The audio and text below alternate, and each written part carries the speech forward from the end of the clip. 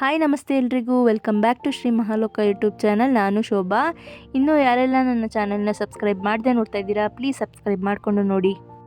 ನಾನು ನನ್ನ ಶೈಲಿಯಲ್ಲಿ ಹೇಗೆ ಬೂದು ಕುಂಬಳಕಾಯಿ ಜ್ಯೂಸನ್ನ ಮಾಡೋದು ಅಂತ ನಿಮಗೆ ತೋರಿಸ್ಕೊಡ್ತೀನಿ. ಇದು ಹೆಲ್ತಿ ಡ್ರಿಂಕ್ ಮತ್ತು ಈಸಿ ಕೂಡ ಮಾಡೋದು. ಬನ್ನಿ ನೋಡೋಣ ಹೇಗೆ ಮಾಡೋದು ಅಂತ. ಈ ಜ್ಯೂಸ್ ಮಾಡೋಕ್ಕೆ ಮುಂಚೆ ಇದ್ರ ಹೆಲ್ತ್ ಬೆನಿಫಿಟ್ಸ್ ಏನೇನಿದೆ ಅಂತ ನೋಡೋಣ. ಬೂದು ಕುಂಬಳಕಾಯಿ ಜ್ಯೂಸ್ ಆರೋಗ್ಯಕ್ಕೆ ತುಂಬ ಒಳ್ಳೆಯದು. ಹಾಗೆ ತೂಕ ಇಳಿಸ್ಕೊಳ್ಳೋರು ಇದನ್ನು ಡಯಟಲ್ಲಿ ಆ್ಯಡ್ ಮಾಡ್ಕೋಬಹುದು.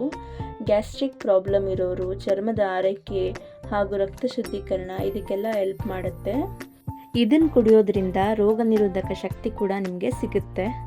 ಇದಕ್ಕೆ ಒಂದು ಚಿಕ್ಕದಾದ ಬೂದು ಕುಂಬಳಕಾಯಿನ ತೊಗೊಂಡಿದ್ದೀನಿ. ಅದನ್ನು ನೀಟಾಗಿ ವಾಶ್ ಮಾಡ್ಕೊಂಡ ನಂತರ ಅದನ್ನು ಅರ್ಧ ಭಾಗ ಮಾಡ್ಕೋಬೇಕು. ನಾನು ಅರ್ಧದಷ್ಟು ಮಾತ್ರ ಬಳಸ್ಕೊತಿದ್ದೀನಿ. ಇದನ್ನು ಇವಾಗ ಉದ್ದಕ್ಕೆ ಕಟ್ ಮಾಡಿ ಅದರ ಸಿಪ್ಪೆನ ತೆಗಿಬೇಕು.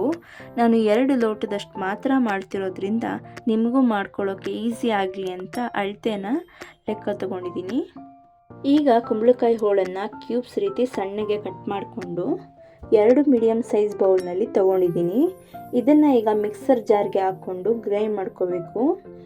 ಈ ಹೋಳುಗಳನ್ನ ಮಿಕ್ಸರ್ ಜಾರ್ಗೆ ಹಾಕೋತಾ ಇದ್ದೀನಿ. ಇದನ್ನು ಈಗ ಚೆನ್ನಾಗಿ ರುಬ್ಬಿ ಪೇಸ್ಟ್ ಮಾಡಿಕೊಂಡು ಅದಕ್ಕೆ 1 ಗ್ಲಾಸಷ್ಟು ನೀರು ಸೇರಿಸ್ಕೋಬೇಕು. ಮತ್ತೊಂದು ಸಾರಿ ನೀಟಾಗಿ ರುಬ್ಕೋಬೇಕು. ನಂತರ ಒಂದು ಪಾತ್ರೆಗೆ ಜಾಲರಿ ಇಟ್ಟು ಅದನ್ನು ಶೋಧಿಸ್ಕೋಬೇಕು. ನೀವು ಬೇಕು ಅಂದರೆ ಮಸ್ಲಿನ್ ಬಟ್ಟೆಯಿಂದ ಕೂಡ ಶೋಧಿಸ್ಕೋಬೋದು. ಒಂದು ಸ್ಪೂನ್ ಸಹಾಯದಿಂದ ನೀಟಾಗಿ ಅದನ್ನೆಲ್ಲ ಶೋಧಿಸ್ಕೊಳ್ಳಿ.